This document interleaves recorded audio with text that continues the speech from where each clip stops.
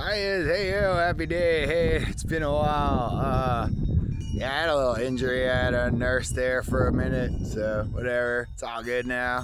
Then work got busy. So, wow, it's like March already. Holy moly. But so we're making a little ad here today. Let's check this out. So, we're gonna add a little solar. That panel's 44 and a half inches by 89 and 3/4 inches, and it's 550 watts. We're gonna throw them into the system here. So the plan is I'm gonna set 2 posts out now, cantilever it off of there. Twizzler's ready to help. Let's see what we get her done. And well, to make this addition, I'm gonna need to add another one of these. That's full. That is a shut-off switch, so I can turn the power off. So we got the new switch. That's gonna go in that spot there. Everything plugs into this top bar here. This is called a bus bar inside there, and that's just multiple linkages, delivering them all same power into the charge controller. So I'll have the one line from this coming into there, running into there, and then it'll just continue. You change that over to fat wire coming out. But so, bought another 200 feet of cable. That should be plenty to get us there. Make all the little splices. Got some ends, and I'll be running these solar panels in parallel, stacking the amperage. So I'll have to add these, connect the panels together, and then one home run into the shed here. So as always, the first step is to draw it out. I'm going to have these panels sitting flush to the top, just like I did here. So I needed to make the measurements to enclose them. And then what you do is you set I use 2x6 for the runners across, or the joists, and 2x8s for the frame. And so you just set your joist hanger a little lower, seat it in there. This is how I did mine. Outside boards 2x8, and then the bottom boards are 2x6, so they sit flushly. So I'm gonna do the same here, and then I used bolts, bolted them in.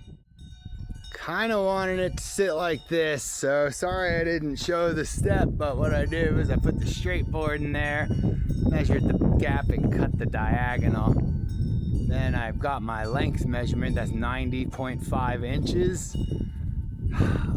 So that's that.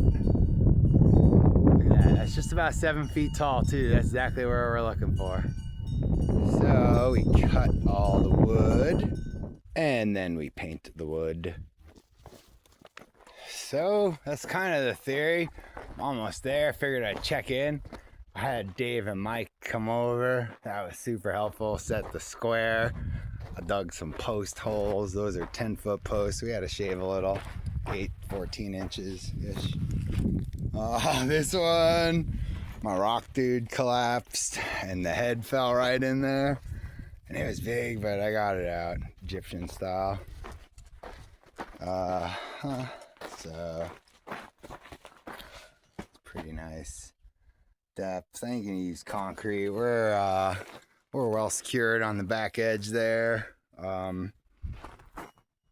Angled hangers, as well as screws through the outside, or I guess that's the inside from the outside, whatever. And so that's here, but I sloped it, hoping to catch a little more winter. I didn't want to lose my view, but looks like we might lose the view. Well, so that's me sitting in a chair. Yep. There's gonna be solar panels there. Hey, well, that's all right. If I was thinking about it more, I probably would have flushed it over, but I wanted to center it.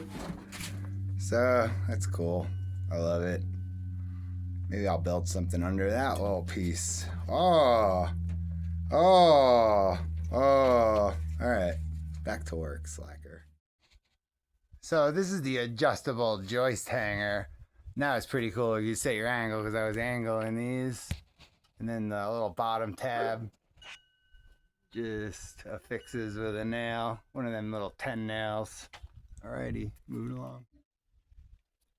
So top side here, that's a 2x8. And then I made these inside ones 2x6s. So the panels sit flush to the level. And they'll land like say. Look at that, just in time. Well, first step will be inside. I wired the switch. That goes up to that bus bar there. It's nighttime activities. I don't want any incidental voltage coming in, even though I got on-off switches.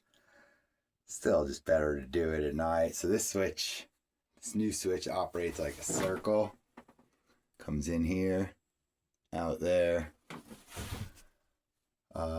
Show you what I had to do on the outside. So I also had to make a new hole because the other hole barely fit them 4. So that's just a little 1/2-inch hole for them too. And you can see we tied the cables to the existing steel run. And just continued along here. I use these little white things. These are pretty cool. They got 2 nails. And they just house cables. And that brought us to the solar panels, which these are the positive cables, and I was able to seat them right next to each other, but you know, the negatives are on the outside of the panel. So I put my twofer there to catch them, and you see that black line running across the top goes to the other negative. So these are running in parallel.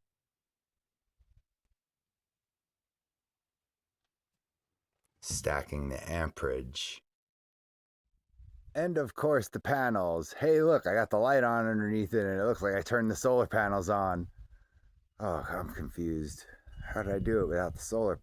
All right, never mind. So yeah, they fit pretty good. Missed the square by a little. Typical, par for the course. Not too bad. Not the best. Not the worst. Let me zoom in too to show you something else. So I also sunk bolts through the wood and through the panel. That locks them on there. I also put one in the seam of the panels. That was tricky. But bolted the panels together and into the frame. The only thing left now is to go to sleep and see what it's doing in the morning. This is going to be exciting. It's like a whole new... These panels are 48 volt.